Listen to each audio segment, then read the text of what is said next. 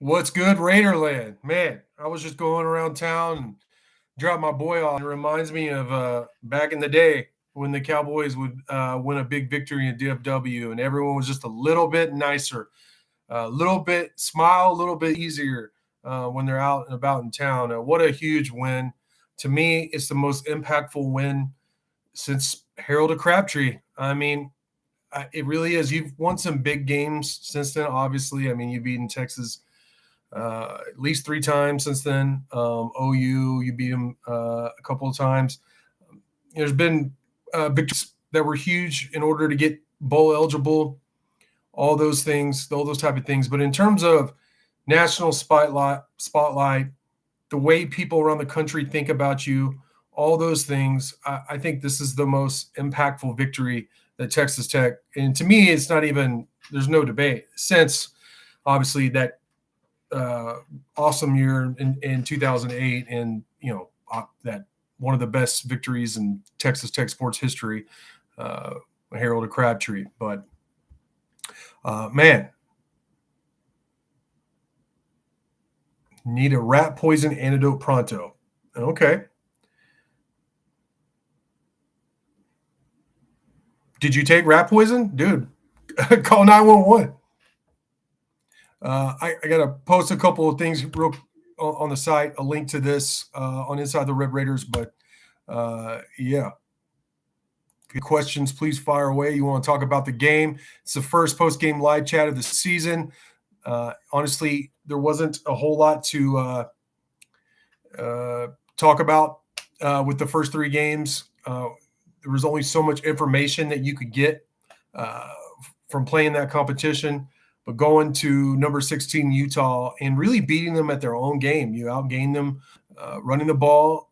You controlled the line of scrimmage, and despite the big victory, the 24-point victory, there were a lot of mistakes. There's a lot of things to clean up, namely the penalties. You also turned the ball over a couple times. There's a lot to unpack with this game. I'll probably go about 30 minutes here, so if you have any comments or questions, then fire away. Joe Gutierrez says, great defensive game. So, yeah, I mean, it's one of the best defensive performances we've seen from Texas Tech in my lifetime since I've been watching them. That defensive line is just dominant. I mean, it was one of the most dominated defensive performances. I mean, yeah, from Tech, but also in college football, I've seen this in this young season so far. There's been obviously some other ones when there were some mismatched teams, but this was supposed to be a 50-50 coin toss type thing, type game. Even Vegas saw it like that. I know I saw it like that. It really wasn't. I feel like Tech could have won by a much bigger margin. You look at some of the stats, it's pretty amazing. Texas Tech outgained Utah, and I know stats are for losers according to Shillwood, but we're going to talk about it. 484 to 263, and most impressively, 173 to 101 on the ground. And I believe Tech had negative 19 yards, or so. They had negative yardage on the ground in the first quarter, so that was done in the next three quarters, and they really took control of the game by doing that. And I have to be honest, Will Hammond, I'm a huge Baron Morton fan, but when everything changed when Will Hammond came in. He finished 13 for 16 for 169 yards and 2 touchdowns. He also ran for 61 yards, and I don't think Utah was prepared for that. I think it opened up the entire running game. Cameron Dickey had another solid game. He averaged 5.2 yards per carry, 67 yards, 2 touchdowns. The ball was spread around to a bunch of different receivers. Jacoby Williams had that big play to get things started in the first drive, and he finished with 2 catches for 71 yards. Terrence Carter had 7 catches for 49 yards and a touchdown. Reggie Virgil came on late, 6 catches, 72 yards and a touchdown. But like you said, the defense was unbelievable. 4 turnovers. I want to give love to all of them. I thought Skylar Gill-Howard was just an absolute terror. One of the, if not the best player on the field.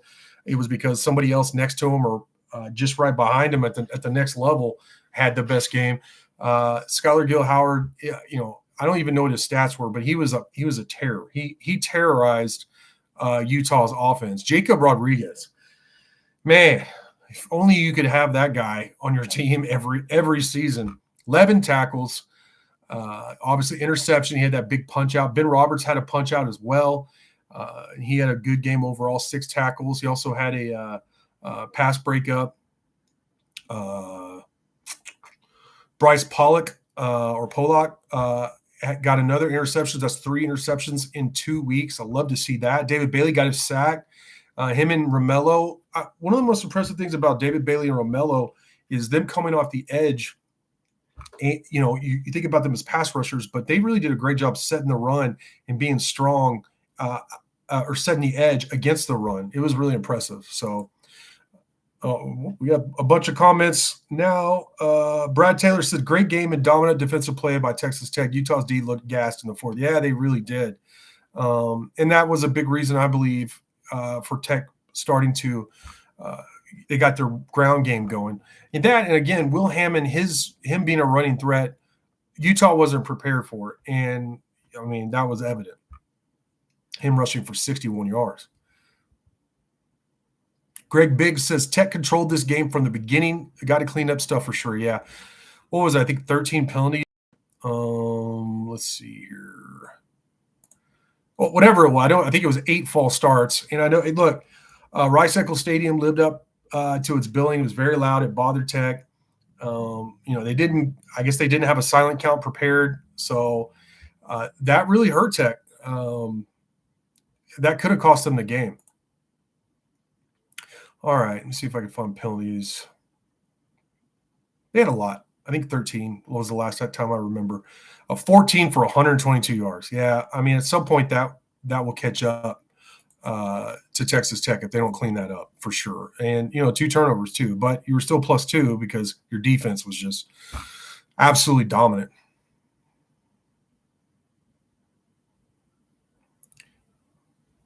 Billy Blueheart says, how do coaches keep this team grounded? It seems like the biggest challenge from here.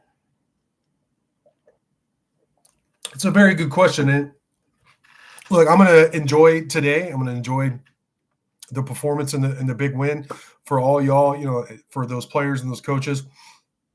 But that was unacceptable. That's one of the worst things I've ever seen, those penalties. Now, I'm not going to go super negative because they won, but they have to clean that up. They've committed a lot of penalties. I don't have the stats right in front of me, but I seem to remember them having holding penalties on special teams, even, earlier in the season. And they got to clean it up. Just they have to. And in terms of keeping them grounded, I think there you go. You show them the film of that. And I know Joey McGuire said in his post game that he's going to find something to yell about. I don't think he has to look too hard or too far. So that's a good thing. I remember, I was thinking to myself, enjoy today, but man, the coaches, are going to have to spend the next 2 weeks kind of humbling these guys a little bit. But it's a veteran team. They seem to be hungry. They seem to genuinely care about one another. So, maybe they'll stay grounded. But it looks like that Houston matchup, I think Houston's off this week. Somebody correct me if I'm wrong. And then I believe they play Oregon State. And Houston looks to be better. I think they're going to beat Oregon State, and so they'll probably be 4-0.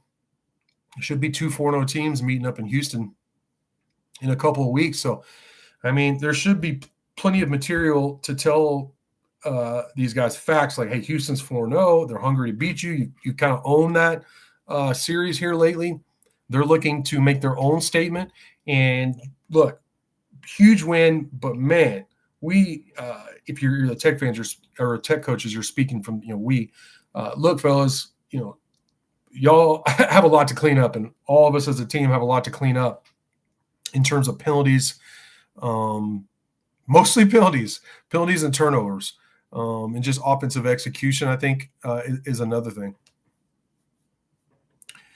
Good question, Billy Blueheart. All right. Timbo Ostum says, these Red Raiders are different. Thank you to my home Permian Basin Oil and Joey bringing the pieces together with love. Yeah, I think there's a lot that goes into it, but obviously the financial investment, I don't think could be understated as well.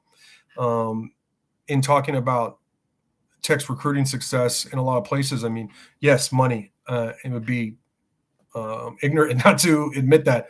But I mean, who has better facilities than Texas Tech right now?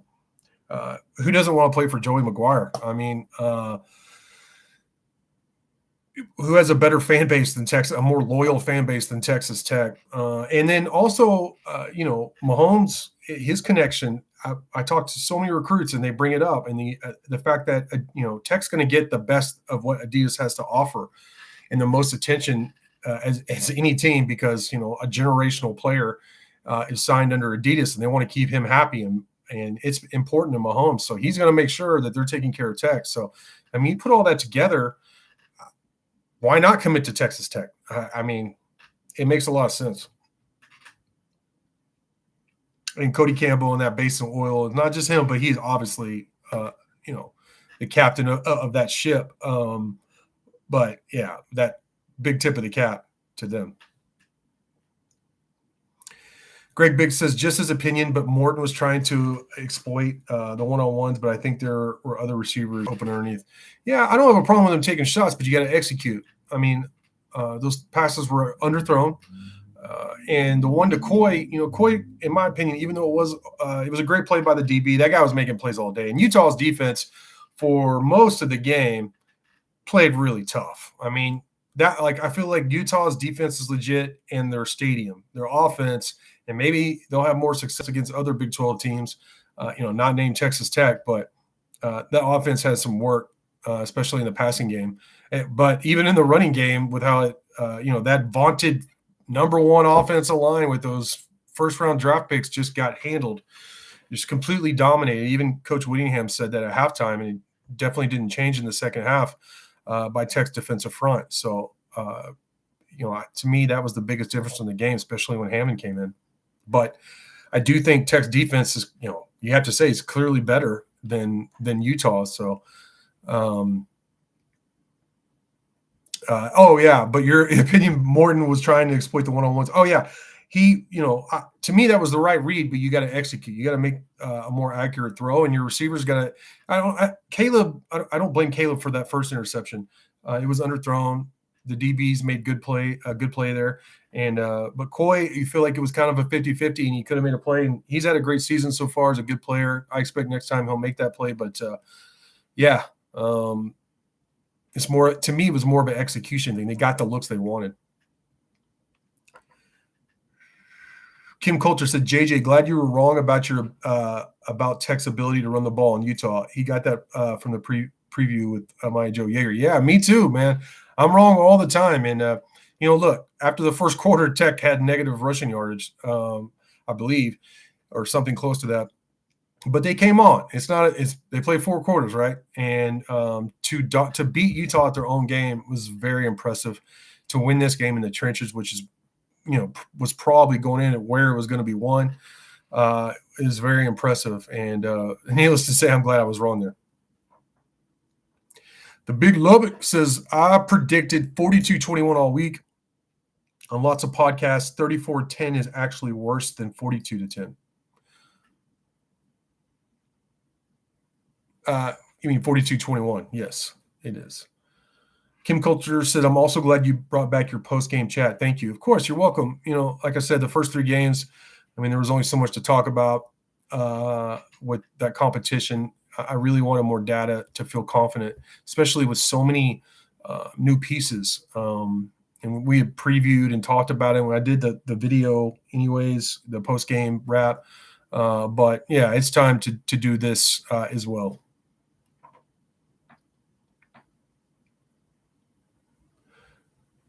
Texas Tech kicked the Utes' butt. Well, that's for sure. They definitely did that. I was when Tech kept blowing those opportunities. They kept getting great field position. The defense kept stopping them or getting turnovers. They even stopped them on 4th down around midfield, and Tech couldn't capitalize. I kept thinking, and I think a lot of you out there probably were too, just like this is going to come back to haunt Texas Tech if they don't ever capitalize. But it turns out Texas Tech was able to rally, and that's something I didn't say in the postgame wrap.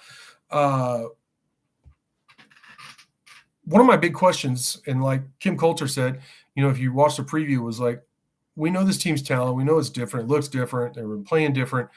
But how would they respond to adversity? We just, I had my thoughts on it, but we didn't know. And Tech had a lot of adversity. Barron going down, all the penalties, the crowd, everything. Honestly, history of both Utah supposedly being almost impossible to beat at home, except for last year when they, had all the rash of injuries, especially at quarterback. But they responded to adversity almost every time, and a lot of it was just because of the toughness in the trenches, and for all the mistakes the offensive line made in terms of penalties, and even some pass pro problems. Man, they really, at some point in the fourth quarter when it was winning time, they lined up and just dominated Utah's defensive front. And like we talked about, I wasn't expecting Tech to be able to do that. Let's see. From Syntex says it was ball game when Tech scored 10. That's an inside joke on inside the Red Raiders. In the game thread, my man, who's great, he's a diehard Red Raider, but I think he even admitted to being under the influence, but he tried to throw the jinx out there. A couple of posters did, great posters, but I was like, what is wrong with you? I think it was a 10-point lead or something like that when From Syntex said ball game. There was still like 9 minutes or 11 minutes left. But hey, all's well that ends well. Tech did win. You were correct. And man, the rest is history. Kim Coulter said, I wonder if there are bonuses in any of the player contracts for winning the Big 12. Not getting ahead of myself, but I wonder. I don't have that information. Greg Biggs says, I think Stone has taken the kicking competition over. Yeah, no doubt. I don't think that could be debated. With what I'm more thinking about is the quarterback competition. I know McGuire in the postgame didn't seem like he wanted to talk about that. And again, I mean, I don't want to preface things, but I'm a huge Baron Morton fan. At least today, there was a night and day difference with the offense when Hammond was out there. I mean, that's just the truth. The Big Lubbock says, the Monty Show called me a red ass for predicting 42-21 on the show. Well, I mean, look at them now. If I were you, I would just send them a gift like with a shrug, like in the score, like, okay. And I don't even know what the Monty Show is, to be honest. The Big Lubbock or the John Dry says Utah came out to celebrate. Texas Tech came out and prayed. I like it. I like that a lot. I also like to celebrate too, though. Red Raider 25 says I also followed Will Hammond on Twitter. We look in good shape with quarterback with Will Hammond as starting quarterback. Yeah, I posted a mailbag Friday, and one of the questions is what do I feel about Will Hammond, possibly being like the future heir apparent at quarterback, and if he had to play this season, how would I feel? And I said I feel very confident about Will. I know he struggled in the bowl game. That was a different situation. He looked good in that one half against TCU for the most part. When he was thrown into the fire, and look at him today. I mean, he's a talented guy, led the state in passing his senior year, and we know he could run. Man, that's the biggest difference. But even his passing, I mean, the right reads and the windows he was fitting balls into and the velocity he had on it was very impressive. I mean, Tech fans should be very excited about Will Hammond's future.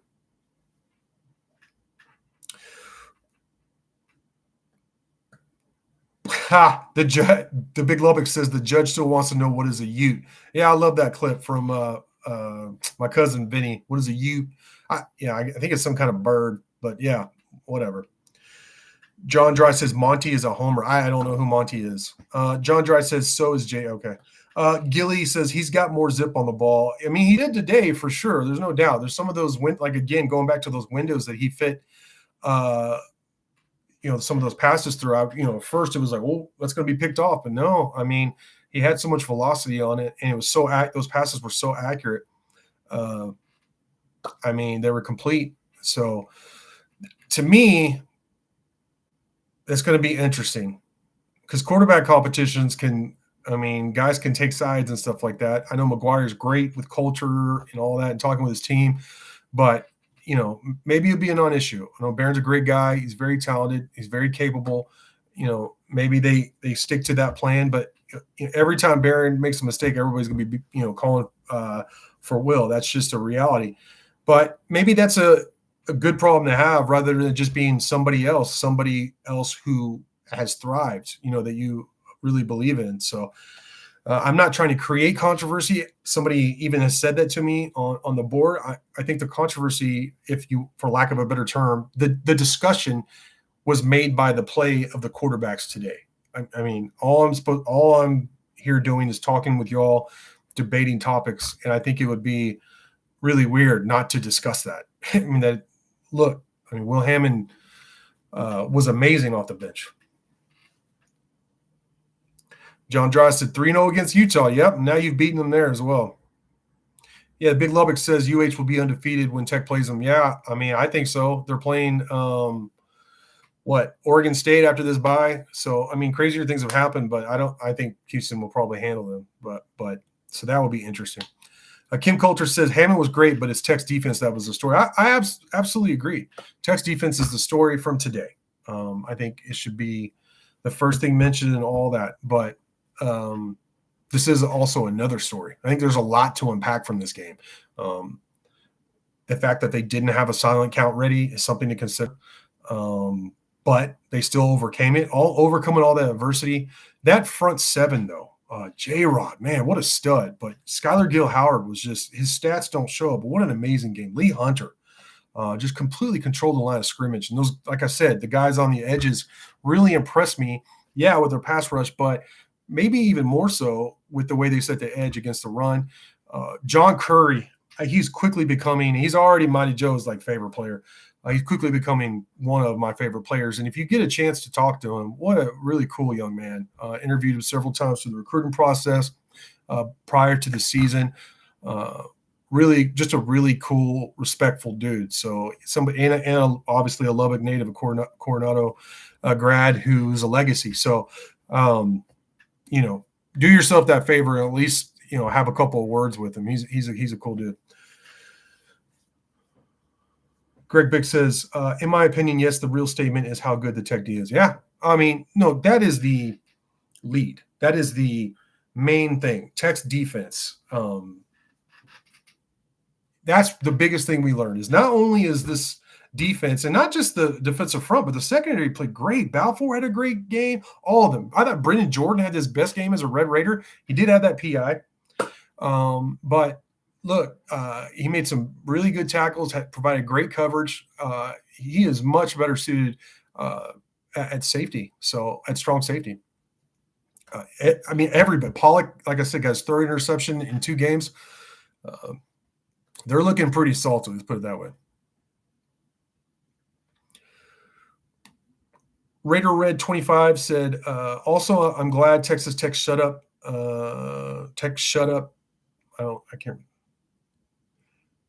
Shut up sports announcers that said Tech couldn't win in Utah. Yeah, me too. There's nothing like that. And to me, I've said this a bunch. To me, the best way to gain respect around the country is to beat good teams on the road. Texas Tech did that resoundingly. The Big Lubbock says the defensive front rotation and depth wore down the Ute offensive line. Absolutely. I think it definitely needs to be said that guys like A.J. Holmes have played great. Jaden Cofield. Tillman had a big play today too. So, they're getting a lot of contributions from people, and that depth really showed up today, and I think especially in the fourth quarter. Cowboys season said should have been 45-10 without those penalties. Yeah, I agree. They really sabotaged themselves on offense. But they overcame it. Every game against a good team, especially on the road, you're going to have a certain level of adversity. And that was one of the most it was one of the things I was happiest about to see is them just not, it's what they say, they're what's next mentality. They just look to make a play the next play. A good example of that was when Will Hammond threw that one pass to, I think Caleb Douglas, was right on the money, and Douglas dropped it. They go back to him the next play, and he makes the catch. What's next? The big play. So hats off to all the players and the coaches to responding to adversity. Big Lubbock said all of ESPN picked Utah to win. Wow, I'm shocked about that. But no, I heard that, and all the guys who picked Utah to win on ESPN were very, very wrong. John Dry says Tech rules a Dr. Pepper thing. He also said, I think they might bring it back now that Texas Tech is good again. Maybe so. D. Wayne says, amazing to see Texas Tech wear Utah out during the second half and blow the game open. Yeah, like I can't remember who said it. Let's see. Somebody up here said earlier, the Big Lubbock said they wore Utah down. I mean, they really did. Tech's depth was way better than Utah, pretty much across the board. And there you have it. And that's should pay even more dividends later in the season, to be honest. Raider Red 25 says they're saying Tech is buying a championship team. Isn't all colleges trying to buy a championship? Look what Miami's paying for their back. Yeah, I mean, didn't Ohio State? I mean, Ohio State obviously is a helmet school and all that, has their tradition, but they spent a lot of money last year to win that national championship. So those are the rules. If you see some programs that haven't really adapted as well. Oklahoma State, Clemson, and they're struggling. I mean, that's what it's all about. No matter what y'all do for a living, you have to be able to adapt. I know the way I cover Tech is different, especially recruiting. I mean, I've had conversations with high school juniors who are unrated, but they have offers and they have agents. Juniors in high school have agencies to handle their negotiations. It's wild out here. It's wilder than ever, even with this rev share and all that. So I think it's just something, look, I know for me, if people aren't talking smack about me, I'm not rattling enough cages, you know what I mean? In terms of work. It's got to be the same for Texas Tech. And this is a really important point I want to make is for a long time, I watched Tech apologize for this or that and try and make amends and kind of please people. And I always said, like, Tech is an outlaw school, underdog school out in West Texas, salty of the earth people who are also tough and don't take anything from anyone. I always feel like Tech should be like that. And I feel like they're finally doing that again. They had done that before, obviously with Mike Leach in some other areas as well.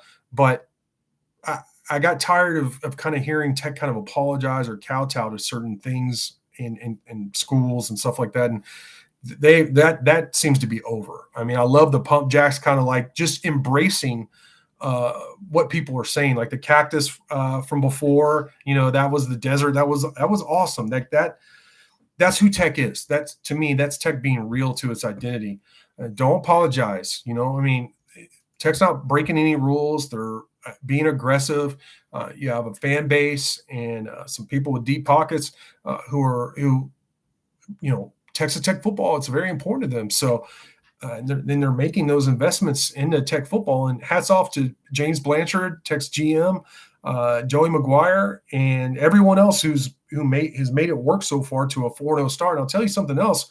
I'll have a free story on Inside the Red Raiders next week, and it's out there already, but detailing the last 9 commits that are all 4- and 5-star guys. And Tech has the number 22 class in the country for 2026, and they're not done yet. They're about 99%, but they're not done yet. They're going to add some more B studs and tops in the Big 12. The 2027 class, you have 3 commits, but you're 5th in the country. It's early, but it doesn't appear that anything's going to stop this train. So they're starting to stockpile talent to where it's becoming Tech's ascension is becoming inevitable. It's the Jimmies and Joes, but I also want to give love to Mac Lefwitz and Sheil Wood, the new coordinators. So obviously Sheil Wood in the defense, tremendous. And Mac Lefwitz, I even saw, because we're like anybody who follows Tech, we're hypercritical of offensive coordinators and offenses. And I was seeing criticism, but I felt like the plays were there. I felt like the play calls were right on. But at certain points, you got to tip the cap to Utah and also say, that, hey, that pass was underthrown. How'd you have that ball ripped from you? Why are you going and the false starts are a little different because of, the whole snap, not having the silent snap. But still, I mean, I feel like there's a lot of room for improvement. And I feel like Mac Lefwitz had his players in position to succeed. And sometimes they just didn't. But you got to give some credit to the opposition in that environment, which it held up. It seemed legit in terms of how loud it was. Lane from 806 says, "You suck." Well, thank you. I'm sure you're really cool. Raider 25 said that's why ESPN SEC Big Ten hates Texas Tech because Tech has money and paying NIL game better than the majority of the SEC Big Ten colleges. It seems like Tech has adapted to the changes at least as well as anybody else in the country for sure. John Dry says Texas Longhorns suck. Yeah. Let's see. From Centex says, heck yeah, Tech is buying a team. Suck it. Awesome. Let's see. What else do we have? Emma Sayed says, I'm sorry if I mispronounced your name. Tech should run through the rest of the schedule. Well, season, it's a long season. It's week to week. A lot of things happen throughout a season. But I think Tech has positioned itself as the leader of the pack in the Big 12 by winning this game. And its schedule on paper looks favorable. You still have Arizona State on the road. You got BYU coming to you. You have some tough games. And I tell you what, if they don't clean up those penalties, somebody's going to get them, And it's going to be weird being the hunted, I think, for some Texas Tech folks and maybe even the coaches. Keith VW says, what am I supposed to do for the next 2 weeks with the bye? Revel in the success. Enjoy it is what I would do. All right, y'all. I said I'd go 30 minutes. I'm going to go ahead and wrap this up. I really appreciate it. Congratulations. Like I said, revel, celebrate, enjoy. And I can't wait for the next game. Like you said, unfortunately, we got to wait 2 weeks. But, man, it will be here. And we'll have a lot of content on Inside the Red Raiders. And Joe and I are still going to meet next week and do some videos talking about what we saw, trying to unpack all of this is pretty crazy. But again, as always, I really appreciate y'all being on here and all your questions. So until next time.